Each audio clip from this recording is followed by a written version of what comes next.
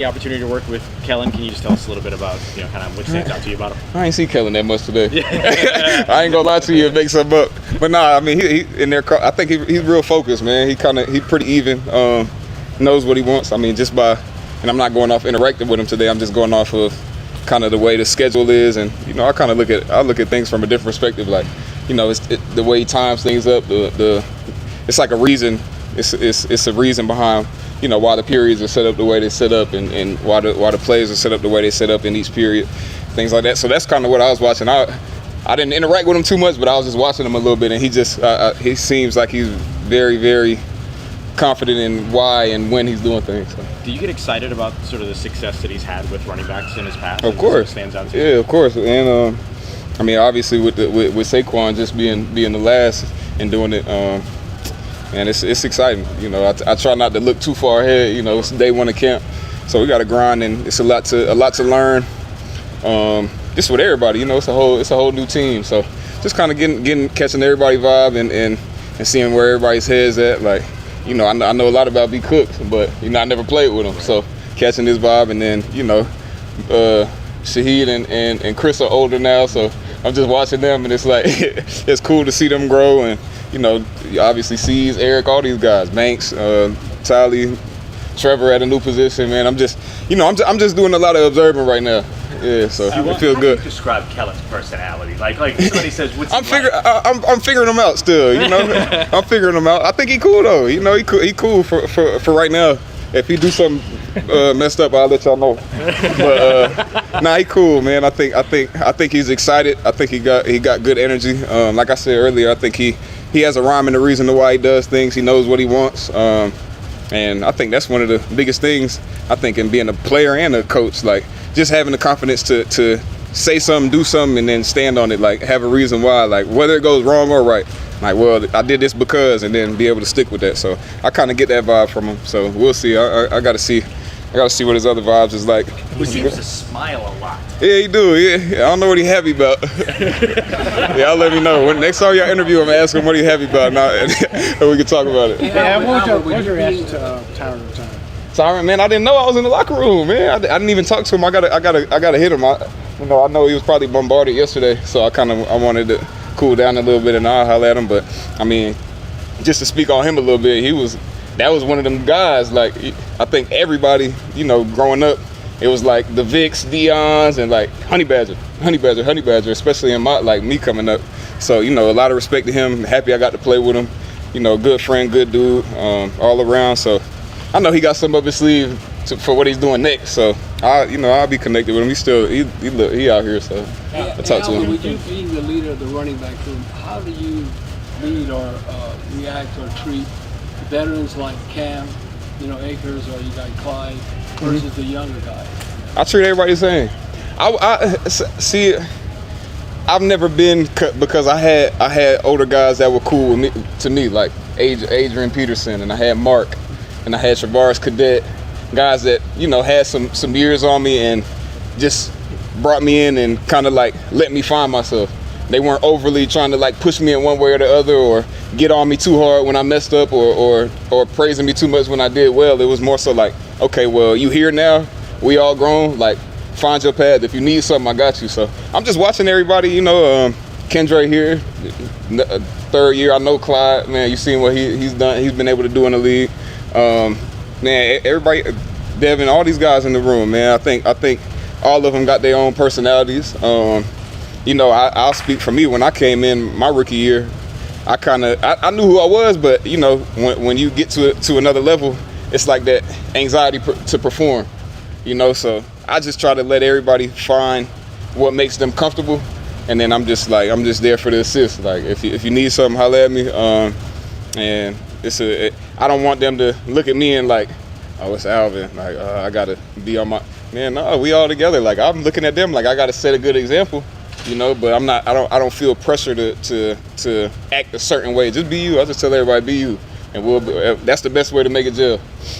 Would you want Saquon level touches, like 350 carries, or is that a crazy number? Or Yeah, how man. do you view that? I'm gonna call Saquon. I'm gonna ask him how he felt on Sundays after the game. But man, I think balance is important, right? So efficiency. with how I'm getting the ball, when I'm getting the ball, and then we got dogs on the team, so hopefully those guys get some spin and get the ball and loosen things up for me. So then it's I'm a big believer in hustle smart, not hard. So the best way I can get the ball and the most productive I can be in the most efficient ways, that's what I'm looking for, and I think Kel got that. So there's been some seasons where it has been maybe more efficient, some seasons yeah. where it's been like so I know what it is. I know what it feels like. Yeah. So that's really what I'm looking for. Just the efficiency, man. Like make those touches count. Whether it's 10 rushes and 5 catches or 10 catches and 5 rushes. Like if those spots are good and we rolling, and I think it puts me in the best position to help, man. That's what I'm looking for. Are you at a point in your career where you would like speak up on that if you felt like it was out of balance, or like maybe you're like, hey, like can we look at my role, or nah? I have the same message every year. Like I'm just here to do what helps. I don't want to get into that, but I mean I think so. I think I'm pretty vocal.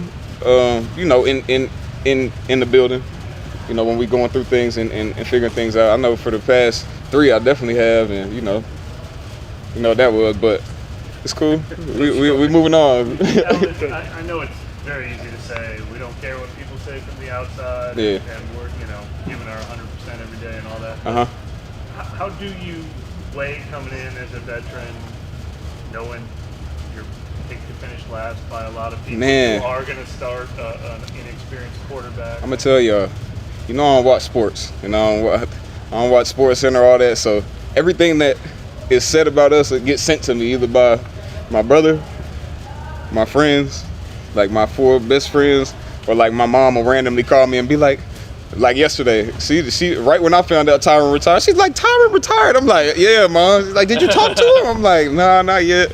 Or that's how I find things out. But I really never been a fan of the noise, right? Yeah. Like I don't really care. I literally, like genuinely, wholeheartedly don't care. Like I have a better word for like in between don't and care.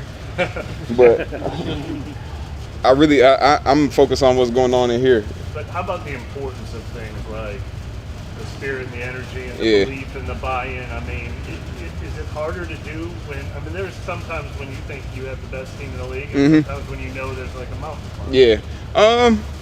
I think that comes from like a guy like me, the Marios, Cams, like the guys that have been here before, like you said, that have experience with knowing that, shoot, you could feel like you're on top of the world, and then you end up kind of having some bumps and bruises and end up not really where you saw yourself, and then it could be the opposite.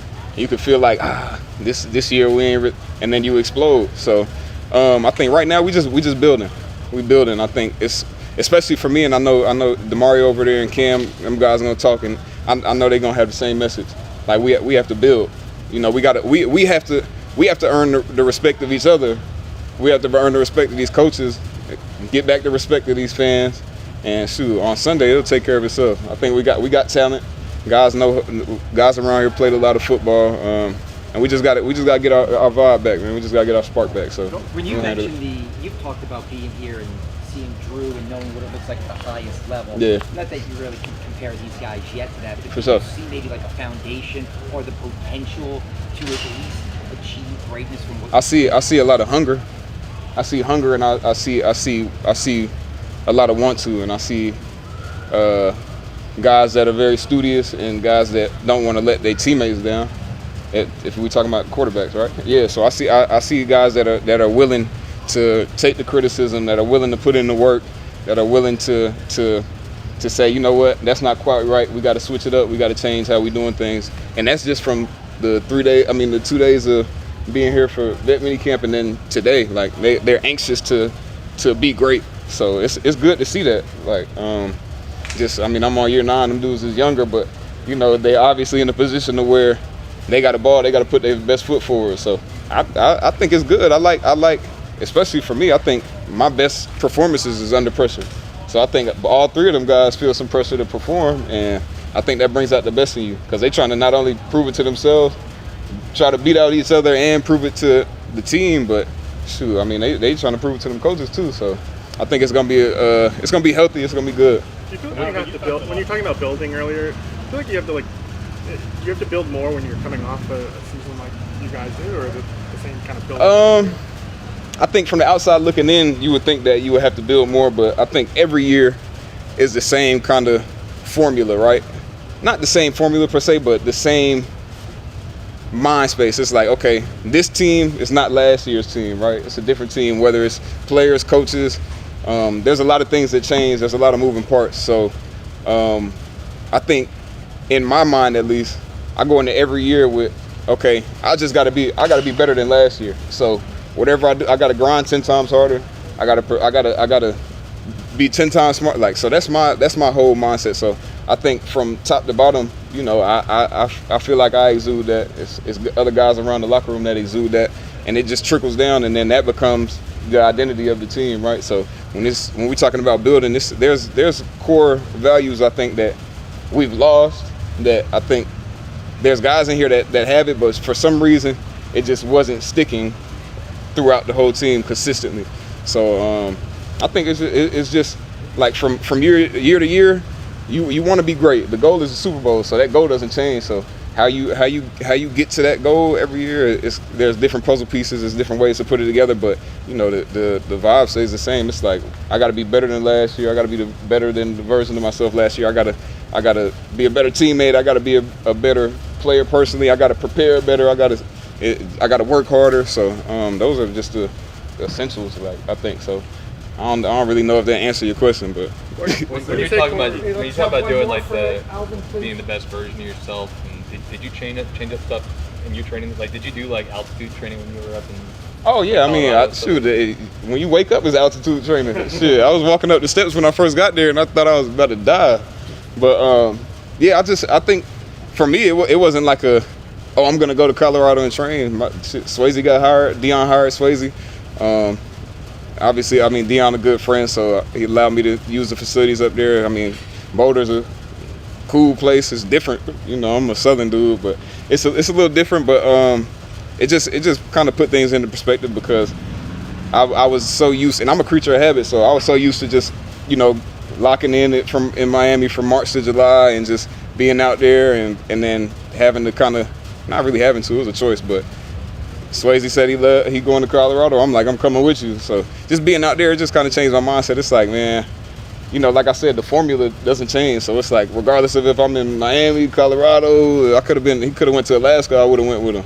But you know, the work is still the work. So we got it in, and I feel good. I think it was beneficial, just mentally and physically, obviously, because the altitude, but definitely mentally, because it just, like I said, put some things into perspective. And then, you know, I think Swayze, not only is he a trainer, but I think like he kind of like almost like a father figure to me, you know, and like just a big homie, father figure, like friend, all that. So, you know, just kind of switching positions and switching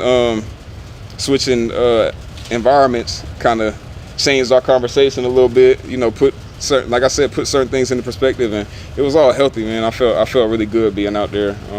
Not only physically, but mentally, spiritually, all that. So. Hey, Alvin, did Sean hit you up in Colorado? You said, did Sean hit me up? Yeah, of course. I hit Sean up.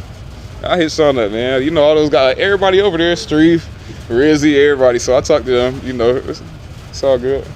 Everybody thought I was going to the Broncos, I guess. I don't know. Thanks, Alvin. Yeah, appreciate you.